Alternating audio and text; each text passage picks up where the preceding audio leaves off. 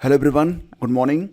तो आज 31 मार्च है और दोस्तों आज मार्च का महीना समाप्त हो रहा है। देखो, आपके पास जो समय होता है ना, बहुत लिमिटेड होता है। इसको बिल्कुल भी आप व्यर्थ जाया मत किया करो। कहते हैं ना कि 1 इंच सोने का जो टुकड़ा है वो आपके 1 मिनट भी खरीद नहीं सकता है। तो बहुत ही ध्यान से, आपका समय जो बीत रहा है ये कभी भी आपको वापस नहीं मिलने वाला है। यूपी पीजीटी की परीक्षा तिथि यहाँ पर घोषित हो चुकी है। 20-21 जून को आपकी जो परीक्षा है यह करवाई जा रही है। तो अगर अब से आप इसे देखेंगे तो कुल मिला के 80 दिन अभी आपको मिल रहे हैं, लेकिन इनमें से 10 दिन मैं मान लेता हूँ कि आपके यूं ही निकलेंगे। आप कितना भी प्रयास कर लें, लेकिन 10 दिन तो आप गंवा ही देंगे। तो कुल मिला के 70 दिन मान लेते हैं कि आपके पास बाकी है। और ये वीडियो आपकी बहुत अधिक हेल्प कर सकता है इस परीक्षा को क्रैक करने में, क्योंकि यहाँ पर मैंने वो सारी चीज़ें आपको बताई हैं जो कि परीक्षा से पहले आपको जाननी चाहिए। जैसे कि देखो, ये जो परीक्षा हो रही है, जैसा कि आप जानते हैं, यह 3 स्टेज की परीक्षा है। हम बात कर रहे हैं यहाँ पर पीजीटी के बारे में। देखो, सैलरी बहुत शानदार मिलती है और इतनी शानदार सैलरी आपको यूं ही तो नहीं मिलेगी। आपको परिश्रम तो करना पड़ेगा और परिश्रम का कोई शॉर्टकट होता भी नहीं है। तो आपको ये जो तीनों चरण हैं यहाँ से तो आपको गुजरना ही पड़ेगा। जैसे कि आपका जो रिटन एग्ज़ाम है, इसके बाद आपका इंटरव्यू है। और एक बड़ी बात यह है कि अगर आपके पास स्पेशल क्वालिफ़िकेशंस हैं तो लगभग 25 अंक आपको ज़्यादा मिल जाते हैं। और अगर ये स्पेशल क्वालिफ़िकेशंस आपके पास नहीं हैं तो आपको ये जो अंक हैं 25 अंक, ये आपको प्राप्त करने पड़ेंगे, हासिल करने पड़ेंगे रिटन एग्ज़ाम में। यानी कि आपको मेहनत ज़्यादा करनी पड़ेगी। तो कितने प्रश्न आपके लिए सेफ रहेंगे, कैसे आप पढ़ाई करेंगे, पिछली बार किस किस विषय में कितनी कट ऑफ गई थी, कट ऑफ की गणना कैसे होती है, इंटरव्यू में कितने अंक बनते हैं, सारी बातें यहाँ पर देखेंगे। और स्पेशल क्वालिफिकेशन का क्या बेनिफिट आपको मिल सकता है। तो चलिए बिल्कुल शुरू से शुरू करते हैं। सबसे पहले बात करते हैं कि इस बार अगर हम देखें 2022 में जो यूपी पीजीटी की वैकेंसी आई है, तो इसमें नंबर ऑफ़ सीट्स बहुत कम है। कुल मिला के केवल 624 सीटें हैं। इन 624 सीटों में जो मतलब बालक वर्ग में ये सीटें गई हैं मात्र 332 और बालिका वर्ग में सीटें गई हैं 56। ठीक है। कैटेगरी वाइज देखें तो 332 सीटें जनरल की हैं, ओबीसी की 153 सीटें हैं, एससी की 64 सीटें हैं। तो कुल मिला के 559 सीटें बन रही हैं आपकी बालक वर्ग में, ऑल द सब्जेक्ट सबको जोड़कर। और बालिका वर्ग में सभी को जोड़कर 75 सीटें यहाँ पर बन रही हैं। ठीक है। परीक्षा आपकी कब हो रही है आप जानते हैं। परीक्षा की तिथि घोषित हो चुकी है और ये बिल्कुल अकाट्य है। परीक्षा 20 और 21 जून 2025 को करवाई जाएगी। तो इसमें कोई भी फेरबदल अब नहीं होगा। तो मन में आप बिल्कुल दृढ़ संकल्पित हो जाइए और ऐसे वीडियोस तो देखना बिल्कुल बंद कर दीजिए जो कि आपको बता रहे हैं कि ये होगा तो ऐसा होगा, वो होगा तो वैसा होगा। सारी बातें आपको बस डिगाने के बारे में की जा रही हैं ताकि वो अपनी सीट पक्की कर सकें। इस गेम को आप समझिए, वो 3 इडियट मूवी में था ना कि अपने अंक बढ़ाने के लिए दूसरों को डिस्ट्रैक्ट करो। तो कुछ ऐसे भी काम आजकल लोग कर रहे हैं कि दूसरों को डिस्ट्रैक्ट कर रहे हैं ताकि उनके अपने अंक बढ़ सकें। तो उत्तर प्रदेश पीजीटी भर्ती 2022 के लिए कुल 624 पदों के लिए कितने आवेदन आए हैं, तो 4,64,605 आवेदन आए हैं। तो आप देख रहे हैं कि पदों की संख्या दोनों को जोड़कर 624 है और आवेदन कुल कितने आए हैं 4,64,605। जबकि टीजीटी में बात करें तो 3,539 पद हैं और इस पर कुल आवेदन कितने आए हैं 8,68,531। तो एग्जैक्टली अगर देखा जाए तो जो फाइट है वो पीजीटी में कहीं ज़्यादा है। टीजीटी में नंबर ऑफ सीट्स ज़्यादा हैं तो आवेदन केवल 8,68,000 हैं। यहाँ पर केवल 624 सीटों के लिए ही लगभग 5 लाख के आसपास आवेदन आ गए हैं। तो आप समझ सकते हैं कि स्थिति जो है पीजीटी में ज़्यादा जो है वो भीषण है। यहाँ पर द्वंद्व ज़्यादा होगा। ठीक है। और कुल मिला के जो आवेदन आए हैं 13,33,136 आवेदन यहाँ पर प्राप्त हुए हैं। खैर, आवेदक कितने हैं इस पर फोकस नहीं करना है, कंपटीशन कितना है अब इस पर भी फोकस नहीं करना है। आपको बस अपने आने वाले समय पर फोकस करना है कि आप उसका सही उपयोग कर रहे हैं या फिर उसे आप गंवा रहे हैं। अगर सही उपयोग आपने कर लिया तो आपका जो चयन है वो डेफिनेटली आपका 100% श्योर है कि हो जाएगा। ये बात आप लोग ध्यान से समझ लीजिए। ठीक है। तो विषयवार कितनी सीटें हैं ये भी मैं आपको बता देता हूँ। जैसे कि नागरिक शास्त्र में कुल 35 सीटें हैं, रसायन शास्त्र में 39 सीटें हैं, भौतिकी में 40, जीव विज्ञान में 51 सीटें हैं, भूगोल में 52 सीट है, गणित में मात्र 22 सीट है, अंग्रेजी में 76 सीट है बालक और बालिका को मिलाकर, सोशियोलॉजी में 24 सीट है, इकोनॉमिक्स अर्थशास्त्र में 60 सीट है, इतिहास में 21 सीट है, हिंदी में 85 सीट है, कृषि में 12 सीट, शिक्षा शास्त्र में बालक वर्ग में 8 सीट है, बालिका वर्ग में 2 सीट है, कुल मिला के 10 सीट हो गई। मनोविज्ञान में 12 सीट, संस्कृत में 52 सीट, कला में 8 सीट बालक वर्ग में और बालिका वर्ग में 6 सीट, तो कुल मिला के 14 सीट हो गई। और कॉमर्स में 14 सीट है, गृह विज्ञान में 6 सीट है। बाकी कुछ और भी यहाँ पर विषय थे तो मैंने उनको छोड़ दिया, क्योंकि ये प्रमुख विषय हैं जहाँ पर मोस्टली जो अभ्यर्थी हैं वो अप्लाई करते हैं। तो आप देख लीजिए कि नंबर ऑफ सीट्स भी बहुत ही कम है और कुछ विषयों में यहाँ पर बालक वर्ग और बालिका वर्ग की जो सीटें हैं वो अलग अलग हैं, तो वो भी आप लोग देख लीजिएगा, ठीक है।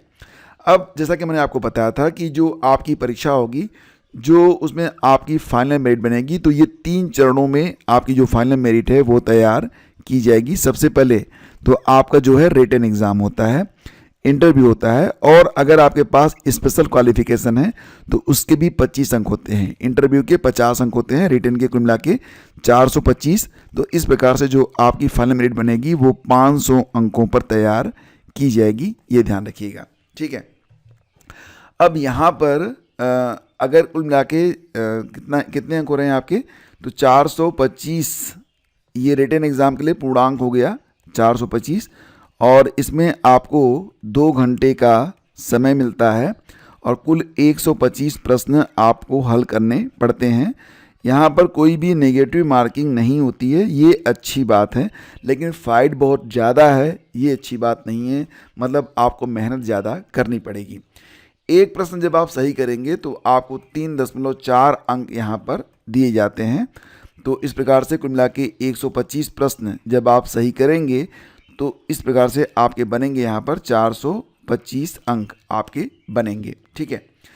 अब यहाँ पर देखिए कुल मिला के 500 अंकों पर आपकी जो मेरिट है वो तैयार की जाती है। तो पिछले साल यानी कि जैसा कि आप जानते हैं ये जो वैकेंसी है यह 2022 की है, और इसके जस्ट एक साल पहले 2021 की वैकेंसी जो आई थी, हालांकि तब सीटें बहुत ज़्यादा थीं।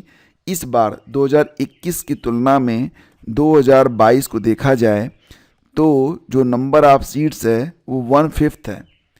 तो यहाँ पर कंपटीशन तो ज़्यादा हो गया, ठीक है, क्योंकि सीटें बहुत कम हैं।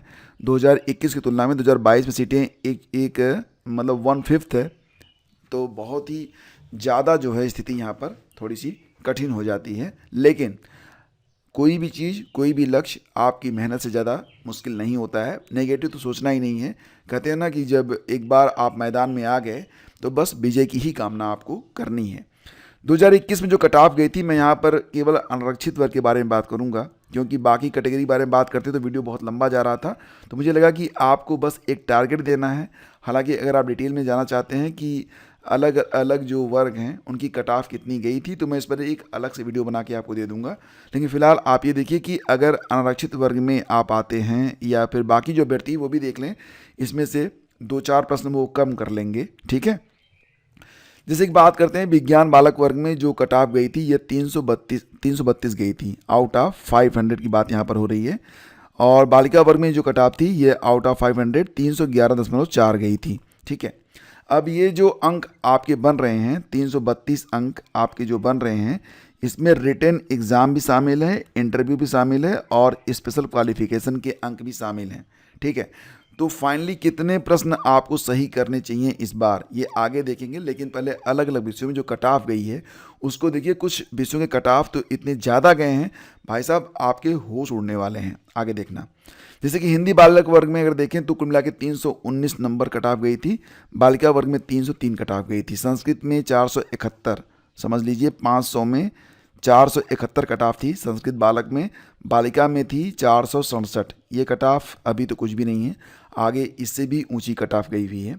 होम साइंस बालक वर्ग में 380 की कट ऑफ है, कितनी 380, बालिका में 376। सामाजिक विज्ञान में जो कट ऑफ थी 366 थी, बालिका में यह 342 थी। और मैथ में 352 अंकों पर चयन हुआ था आउट ऑफ 500, बालिका में 328। कला बालक वर्ग में जो कट ऑफ है ये 439 गई है, 439। बालिका में 439, दोनों सेम सेम था। कला में जो कट ऑफ है वो सेम सेम है। इंग्लिश में बालक और बालिका दोनों में कट ऑफ 391 गई है। कॉमर्स में 404 गई है। उर्दू में 423 बालक वर्ग में, बालिका में 407 गई है। और म्यूज़िक में आप देख रहे हैं 479 कट ऑफ गई थी म्यूज़िक में, बालिका में 471 गई थी। बायोलॉजी में जो कट ऑफ थी 368 थी, बालिका में 340 थी। तो कट ऑफ बहुत ही हाई गई थी पिछली बार, जबकि नंबर ऑफ सीट्स आप देख रहे हैं कि 2021 में जो सीटें थी 2022 की तुलना में 5 गुनी थी, तब ये कट ऑफ है। तो एग्जैक्टली इस बार का क्या सिनेरियो रहने वाला है ये भी देखना पड़ेगा। अब यहाँ पर मैंने आपको बताया ना कि जो आपकी मेरिट बनती है उसमें जो आपका रिटन एग्ज़ाम है, इसके बाद आपका इंटरव्यू है। इंटरव्यू 50 अंक का होगा, तो किसी को 50 में 50 तो मिलेंगे नहीं। जो आपको मिनिमम अंक मिलेंगे यहाँ पर वो तो मैं नहीं बता सकता, लेकिन ये है कि कम से कम 30 नंबर तो आप यहाँ पर पाई जाएंगे। ठीक है। रही बात वेटेज, अगर आपने पीएचडी किया हुआ है तो 10 अंक आपको पीएचडी के मिल जाते हैं। ठीक है, 2%, 500 का 2% 10 अंक हो गया। एमएड आपने किया हुआ है तो आपको 10 अंक यहाँ पर एमएड के मिल जाते हैं। ठीक है, अगर आपने एमएड पीएचडी दोनों किया हुआ है तो 20 नंबर आपके ऐसे ही बढ़ गए। बीएड केवल किया हुआ है तो 1% मतलब 5 अंक आपके मिल जाते हैं। लेकिन ध्यान देना कि अगर एमएड का वेटेज आपको मिल चुका है तो बीएड का वेटेज आपको नहीं मिलेगा। खेल कूद से संबंधित 1% का वेटेज है, यानी कि 5 अंक आपका यहाँ पर मिल जाता है खेल कूद का। तो इस प्रकार से 25 अंक आपके यहाँ पर बन जाते हैं वेटेज में। अब अगर ये वेटेज आपके पास नहीं है तो ये सारे जो 25 अंक वेटेज वाले प्राप्त करेंगे वो तो आपसे 25 नंबर आगे चले जाएंगे। ठीक है, तो ये जो डिफरेंस है, ये फिलिंग द गैप है, इसको आपको रिटन में ही पूरा करना पड़ेगा। ठीक है, यानी कि 25 अंक आपको रिटन में ही लेना पड़ेगा। इस प्रकार से अगर आप देखें तो 25/3.4, यानी कि कुल मिला के कितने प्रश्न आपको यहाँ पर सही करने पड़ेंगे एक्स्ट्रा? लगभग 8 प्रश्न आपको उन लोगों से ज़्यादा करने पड़ेंगे जो लोग वेटेज धारित करते हैं। यानी कि अगर आपका वेटेज नहीं है तो 8 प्रश्न आपको उन लोगों से ज़्यादा करना पड़ेगा इस वेटेज के बराबर आने के लिए। ठीक है, तो यहाँ पर अब बात करें जैसे कि लिखित परीक्षा में कितने प्रश्न आपको सही करने चाहिए। अगर हम बात करें 2021 के बारे में तो 2021 में मान लेते हैं हिंदी बालक वर्ग में जो कट ऑफ गई थी 319 गई थी। अब ये जो 319 आपकी मेरिट यहाँ पर शो हो रही है, फाइनल मेरिट है। इसमें आपका रिटन एग्ज़ाम भी है, इंटरव्यू भी है और स्पेशल क्वालिफिकेशन भी है। मान लेते हैं कि इसमें रिटन एग्ज़ाम जो इंटरव्यू है इसमें अभ्यर्थी ने 30 अंक प्राप्त किए हैं और स्पेशल क्वालिफिकेशन में 20 अंक अभ्यर्थी ने प्राप्त किए हैं। तो कुल मिला के 270 अंक यहाँ पर आपके बन रहे हैं। लेकिन अगर आपके पास स्पेशल क्वालिफिकेशन नहीं है तो ये अंक आपको जो प्राप्त करना पड़ेगा या 290 अंक आपको प्राप्त करना पड़ेगा। ठीक है, तो 290 अंक तक आपको जाना पड़ता। ये राउंड फिगर मैंने यहाँ पर लिख दिया है।